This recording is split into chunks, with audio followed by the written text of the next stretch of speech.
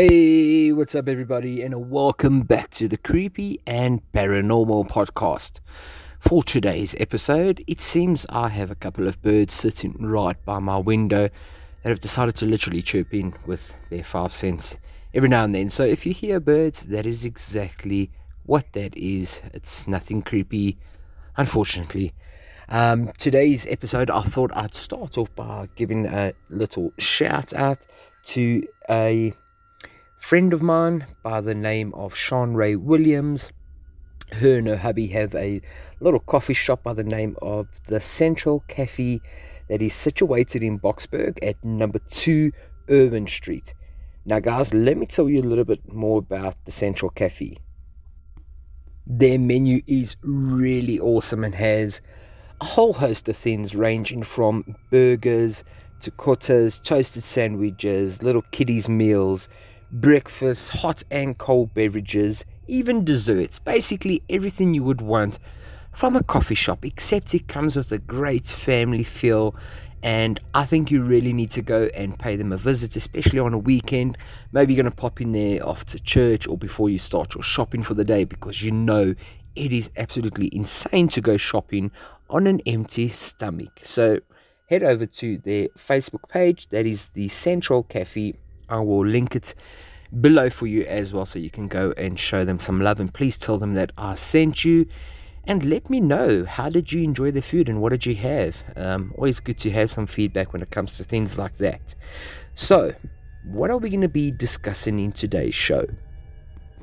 So one of my TikToks that I done, it must have been a good couple of months back, on an exorcism, really blew up and went, for me it went viral. It's got about 760,000 views. So for me that's extremely popular, and I've noticed that people really do like a good exorcism story. I don't know if it's just because of the great films in the past covering exorcisms, or if it's something really just fascinating and creepy, because it is true, it's real. It's not something that is just made up and potentially could happen. These things happen.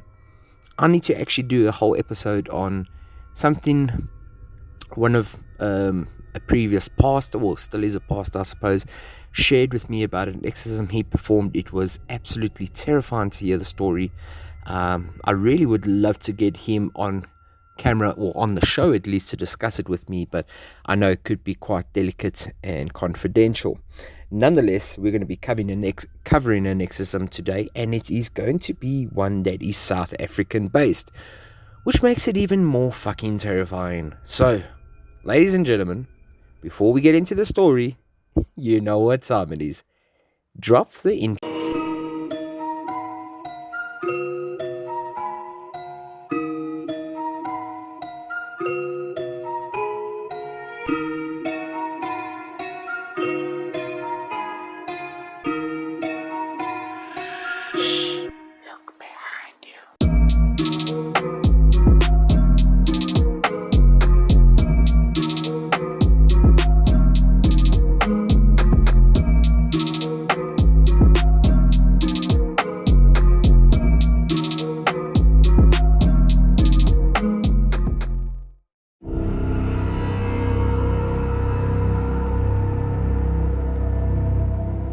There is a war that's being waged between good and evil.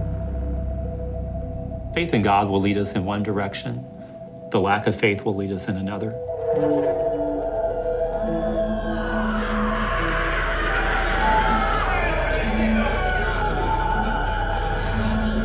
I have seen many manifestations of evil, and exorcism is the only cure for one who's truly demonically possessed.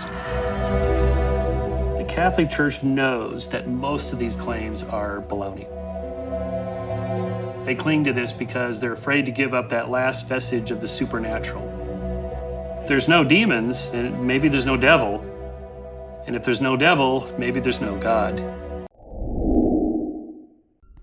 Okay. Before we can start the show, we first have to thank our two show sponsors by the name of Homeground Coffee as well as Invoice Cloud. Without these guys in my life, not just guys and girls in my life, my life would be very difficult. So shout out to both of them for making my life seamlessly fantastic and keeping me awake, alert, and ready to tackle the creepy stuff that happens in my normal day-to-day business.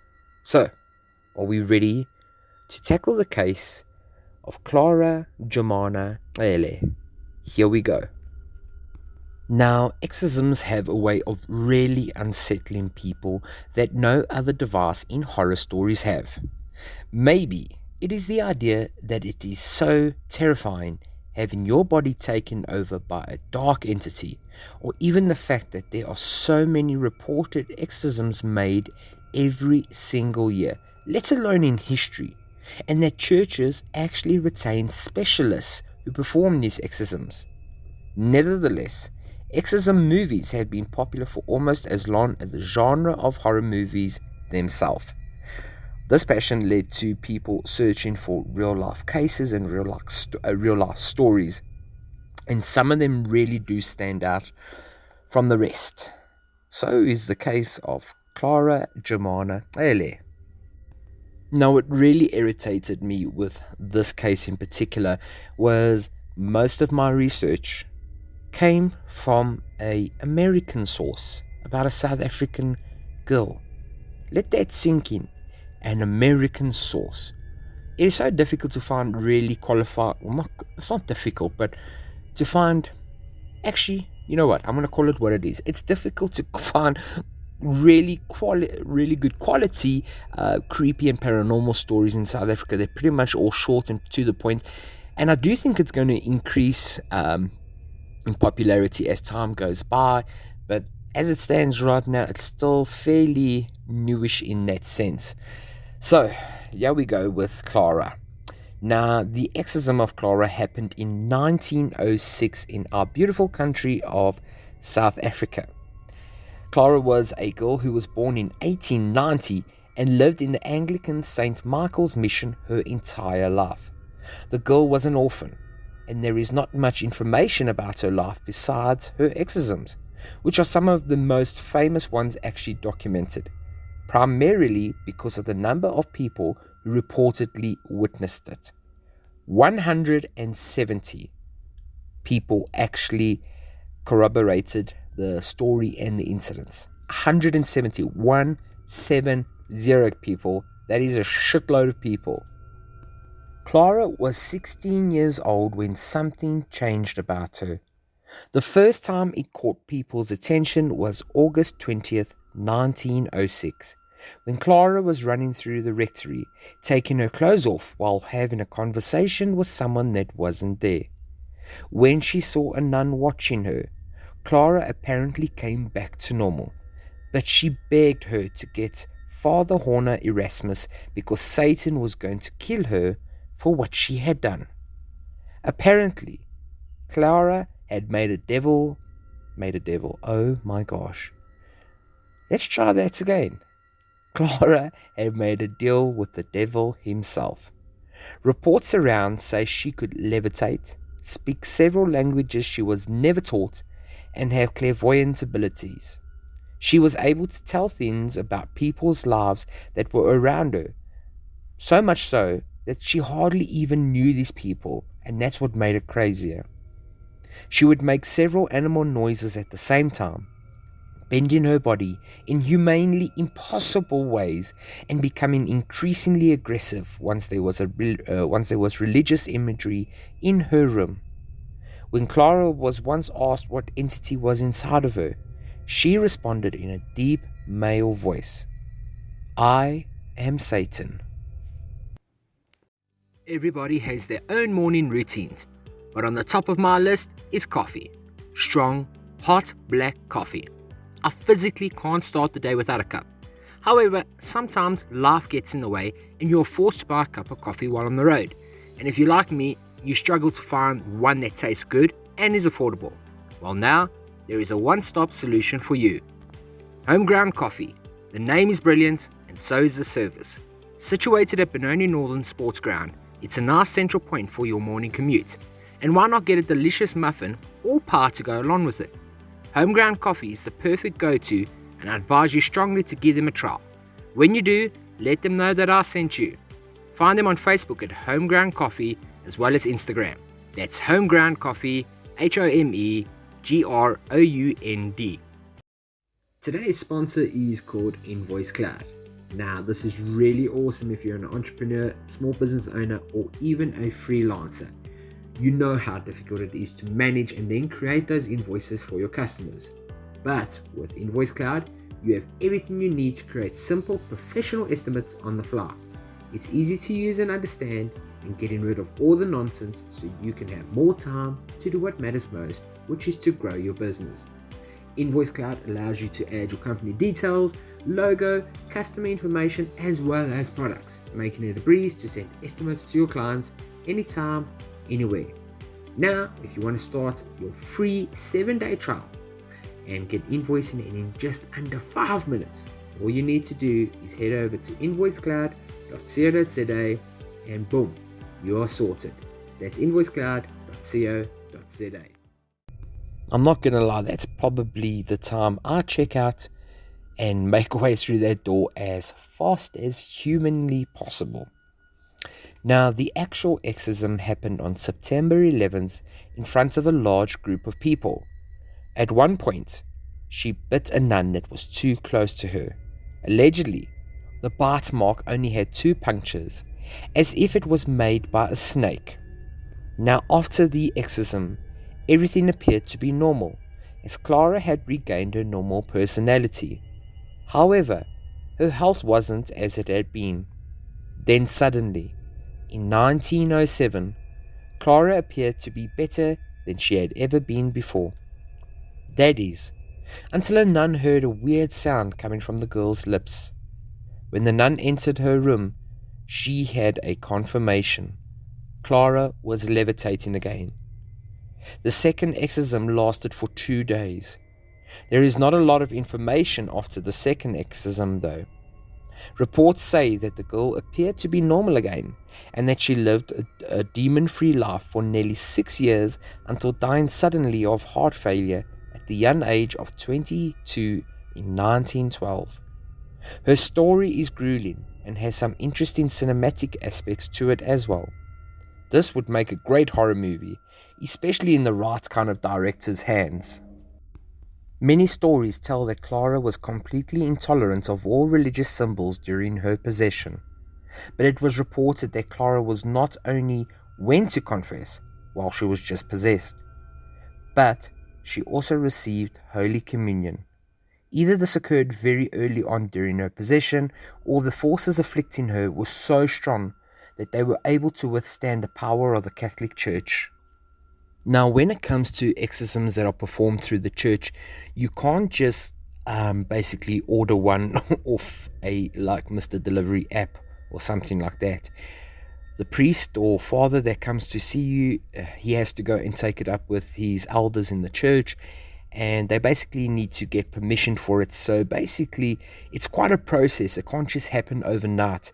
So the priest that actually performed the exorcisms had to get permission from the head church, and that was Father Horner as well as Reverend Mansuetti. One interesting fact about Clara that was when she was possessed and understood multiple languages. Some of them were Polish, German, French, as well as Norwegian, just to cite a few, which is really interesting to me how someone, especially in those times that didn't have access to the internet or Google, was able to learn all these languages and become able to speak fluent in them.